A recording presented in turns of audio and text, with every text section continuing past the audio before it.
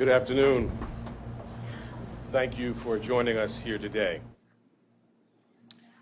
Earlier this afternoon, Donald Trump was arraigned on a New York Supreme Court indictment returned by a Manhattan grand jury on 34 felony counts of falsifying business records in the first degree. Under New York state law, it is a felony to falsify business records with intent to defraud and an intent to conceal another crime. That is exactly what this case is about.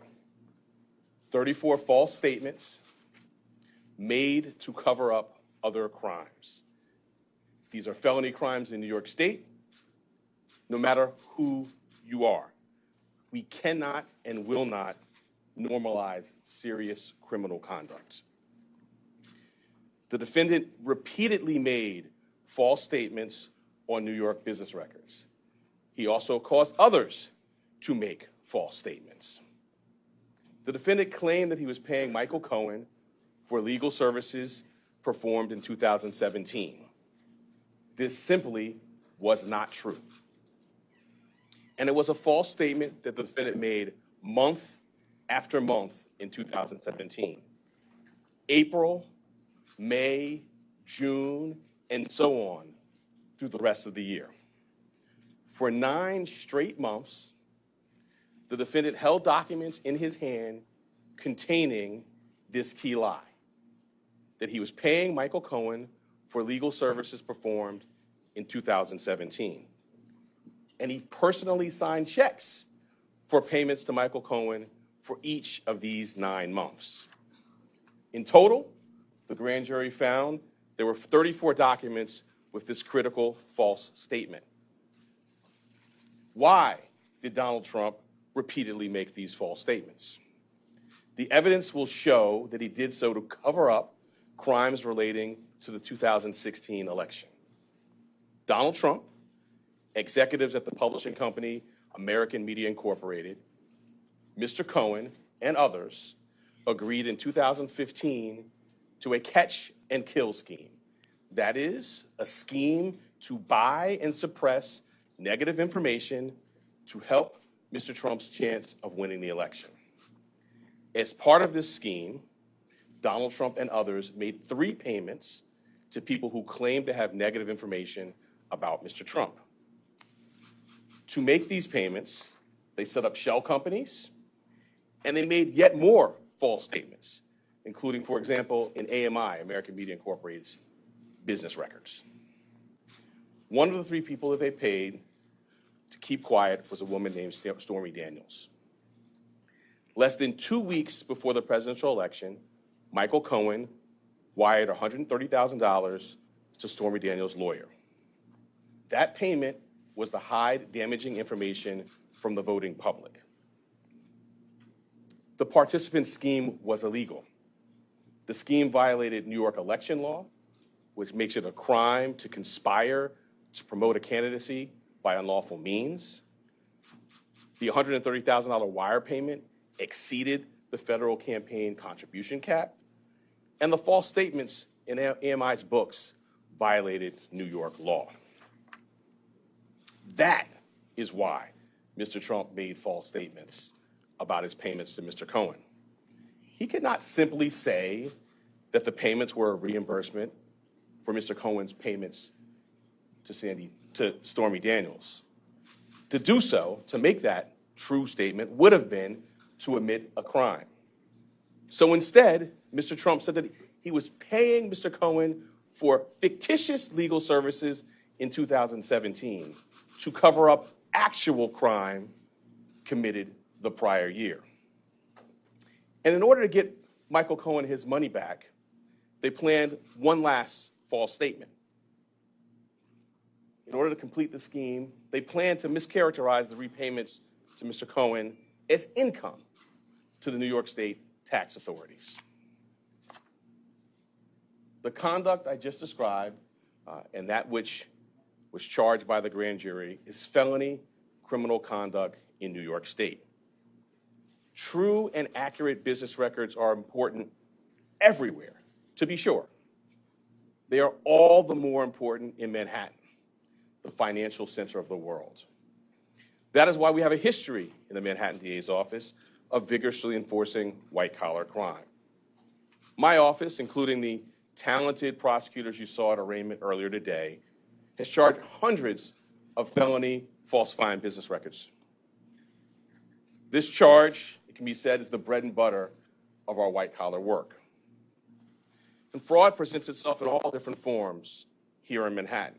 We have charged falsifying business records for those who violated federal bank secrecy laws. We have charged falsifying business records for those who were seeking to cover up sex crimes. And we have brought this charge for those who committed tax violations. At its core, this case today is one with allegations like so many of our white-collar cases. Allegations that someone lied again and again to protect their interests and evade the laws to which we are all held accountable. As this office has done time and time again, we today uphold our solemn responsibility to ensure that everyone stands equal before the law. No amount of money and no amount of power changes that enduring American principle. I'll now take questions. So we're going to take a limited number of questions. There are no follow-up questions. One question to the reporter. I will call on you. And again, we have limited time. Thank you. The first question will be Rick. Thank you. Brittany Russell, CNN. Why now? I mean, some argue that this is a political move. You're not known to be a political person. The floodgates are going to go into this. We conducted a thorough and rigorous investigation, as we're known to do, at the Manhattan District Attorney's Office. I've been doing this for 24 years and am no stranger to rigorous, complex investigations. I bring cases when they're ready. Having now conducted a rigorous, thorough investigation, the case was ready to be brought, and it was brought. Mr. Bragg, the indictment says that there were 34 false business records. And they would then conceal another crime, but the indictment does not specifically say what those crimes were. We are assuming, perhaps, that they might be election-related. I'm wondering if you can specify what laws were also broken. All right. So let me say as an initial matter that the indictment doesn't specify that because the law does not so require. In my remarks, I mentioned a couple of laws, which I will highlight again now. The first is New York State election law, which makes it a crime to conspire to promote a candidacy by unlawful means.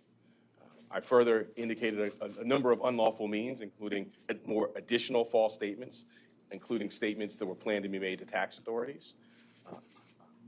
I also noted the federal election law cap on contribution limits. But why weren't there those crimes charged? Why wasn't he charged with those crimes?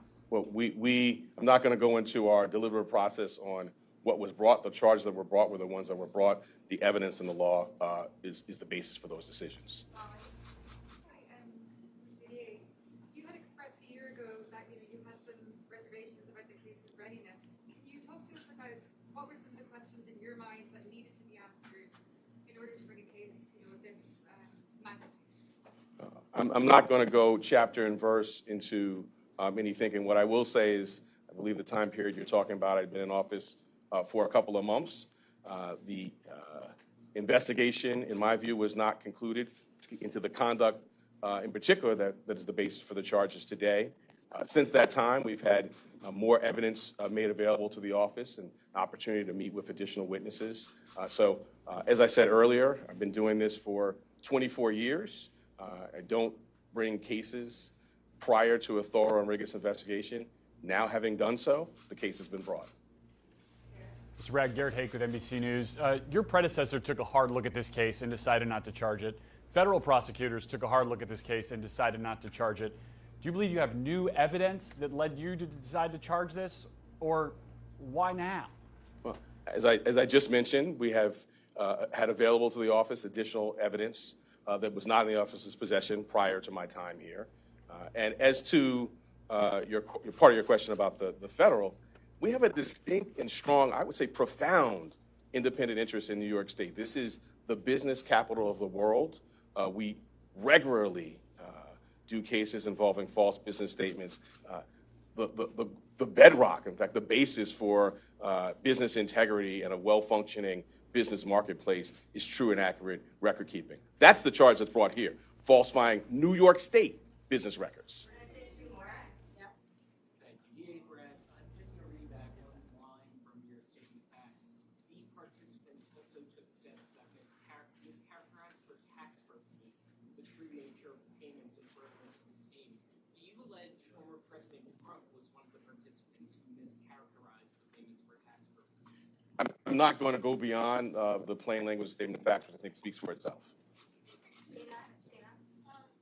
Brad, can you please comment on the strength of the evidence that Trump personally intended violating state election law, including actions that are charged in the indictment? So the charge is falsifying business records. The charge requires, as I specified, criminal conduct that was concealed. One of the concealed crimes we allege is New York State election law. I sort of went through in our statement of facts, which I think many of you have in front of you, goes through things including text messages, emails, contemporaneous phone records, multiple witnesses. All of that will be, as you saw in the fall, borne out in a public courtroom in downtown Manhattan. Last question is Jonah. DA Bragg, the charges related to the hush money payments to Stormy Daniels, the release from your office also mentions another woman, Karen McDougal, as well as a doorman. Can you comment on how those players are related to the charges you've brought or to the case overall? I'm glad you put your finger on that, because it's not just about one payment. It is 34 business records, 34 false statements in business records that were concealing criminal conduct. And the earlier question about New York State election law, when I talked about conspiracy to promote a candidacy by unlawful means. Those unlawful means, we allege, include the conduct set forth in the statement of facts, which is additional false statements separate and apart from the charged ones in AMI documents, planned false statements to taxing authorities. It is not just that one $130,000 wire payment. Thanks so much. Mr. Bragg, any comment about any incitement of violence by former president? At what point do you think that was